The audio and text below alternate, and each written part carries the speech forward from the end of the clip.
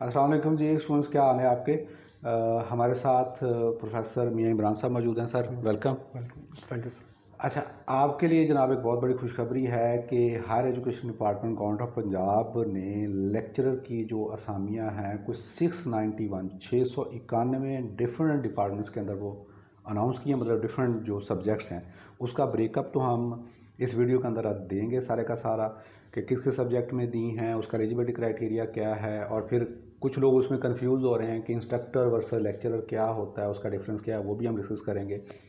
सबसे पहले थोड़ा सा मैं डिटेल आपको मियां साहब के मतलब बता दूं और हमारे इंस्टीट्यूशन के मतलब। लास्ट टाइम जब हायर एजुकेशन डिपार्टमेंट की जॉब्स आई थी तो उसमें अल्हम्दुलिल्लाह we offered almost all subjects जो कोचिंग है, और इंग्लिश में कोई हमने वी मेंटोर्ड अराउंड 170 कैंडिडेट्स, और उसमें हमारा जो सक्सेस रेशो रहा वो कुछ 30 to 32 स्टूडेंट्स सर कोई अल्हम्दुलिल्लाह जो फाइनली हमारे एलोकेट हुए। तो हम इसकी प्रेपरेशन भी करवाते हैं। अच्छा, सबसे पहले तो सर ये है कि ये जो हायर एजुकेशन डिपार्टमेंट ने जो अभी जॉब्स अनाउंस की हैं इसका एलिजिबिलिटी क्राइटेरिया तो हम बाद में डिस्कस करते हैं। पहली बच्चों को ये कन्फ्यूजन आ रही है कि ये इंस्ट्रक्टर कोई मतलब शायद कोई डिफरेंट चीज़ है या इंस्ट्रक्टर वर्सेस लेक्चरर, ये कन्फ्यूजन को पहले सर क्लियर कर दें। First of all thank you for inviting me to guide the students. अच्छा सर, इसमें ना हायर एजुकेशन डिपार्टमेंट में हमारे दो कैडर हैं, एक जनरल कैडर है और एक कॉमर्स कैडर है। तो जो इंस्ट्रक्टर्स की सीट्स हैं ये कॉमर्स कैडर में आती हैं, ठीक है। उनका टोटली डिफरेंट सेटअप है। एक ग्रेजुएट कॉलेज हैं जो हम जनरल लेवल पे देखते हैं, जैसे यहाँ पे बीएस इंग्लिश हो रहा है, मैथ हो रहा है, इस्लामियात हो रहा है, ठीक है। और ये गवर्नमेंट कॉलेज ऑफ कॉमर्स अलहदा विंग है। तो इंस्ट्रक्टर्स का काम कॉमर्स कॉलेजेस में और लेक्चरर का काम जो है ना वो मतलब ये बिल्कुल है हायर एजुकेशन डिपार्टमेंट के नीचे ही, लेकिन दो अलग कैडर हैं। ये कैडर है। और दूसरे नंबर पे सर ये पहले टेप्टा के अंडर आते थे, 2012 से ये एचडी के जरिए से आए हैं। बिल्कुल। तो ये दो अलग कैडर हैं और अलग सीट्स होती हैं, इसलिए अनाउंस भी अलग होती हैं और ये अलग कॉलेजेस में ही सर्व करते हैं। ठीक हो गया। अच्छा सर, इसमें अभी जो सीट्स आ रही हैं इनका एक एलिजिबिलिटी क्राइटेरिया जो है वो थोड़ा सा एक्सप्लेन कर दें कि क्या होगा, एज, क्वालिफिकेशन।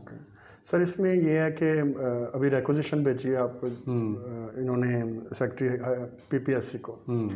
जो एज का क्राइटेरिया है ना वो 28 years plus 5 years general relaxation होती है बॉयज़ के लिए। 33 तक सारे मेल के लिए, और फीमेल के लिए 35 तक होती है, 36 तक होती है। 36 तक होती है, ठीक है। लेकिन क्योंकि ये सीट्स जो है ना वो मेल के लिए अनाउंस हो रही हैं, तो इस वजह से हम उसके ऊपर बताते हैं कि 28 plus 5 years general age relaxation, मतलब वो उसके लिए कोई सर्टिफिकेट कोई नोटिफिकेशन कुछ नहीं चाहिए। 33 ईयर्स तक के तमाम मेल जो है वो एलिजिबल होंगे। बिल्कुल। और इसमें एक क्वालिफिकेशन मास्टर्स जो है रेलिवेंट सब्जेक्ट में, फॉर एग्जांपल इंग्लिश में अगर आप कर रहे हैं तो सेकंड डिवीजन जो है वो इंग्लिश में वो मांगता है। सर एक बड़ा इंपॉर्टेंट क्वेश्चन है जो बच्चे आपसे बार बार पूछ रहे हैं कि जिन्होंने पहले लेक्चर इंग्लिश के लिए अप्लाई किया था उनका ये चांस इधर काउंट होगा वो वाला कि नहीं?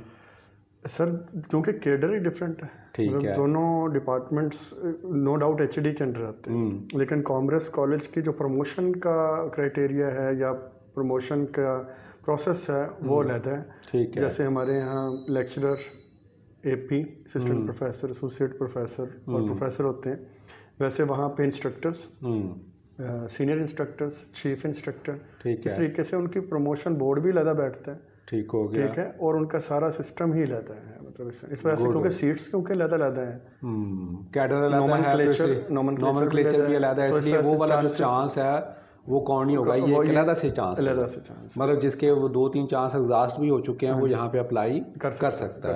That's wonderful. अच्छा सर, पेपर जो है वो नॉर्मली तो 80-20 मतलब एमसीक्यू टाइप ही होता है, तो प्रैक्टिस यही है, आप क्या एक्सपेक्ट करते हैं किस तरह का एग्जाम होगा? सर ये 80% सब्जेक्ट होगा इसमें। अगर इंग्लिश की बात करते हैं तो उसमें grammar, literature, each and everything will be there, क्योंकि यहाँ पे जो कॉमर्स कैडर में पढ़ाना है ना इंटर लेवल के ऊपर तो वही क्लासेस हैं। आईसीएस भी हो रहा है इन कॉलेजेस में, ठीक है। इवन एफए भी कुछ कॉलेजेस में हो रहा है।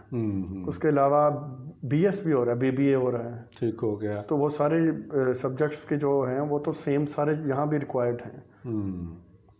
इस वजह से वो 80% जो है वो सब्जेक्ट वाइज होगा और 20% जीके था लास्ट जो प्रैक्टिस रही है। सही है। लेकिन ये फर्दर इसका पता चल जाएगा कि 20% वो कंप्यूटर देते हैं या क्या देते हैं, क्योंकि आजकल जो है वो पीपीएससी मुख्तलिफ एक्सपेरिमेंट्स कर रहे हैं इसके ऊपर।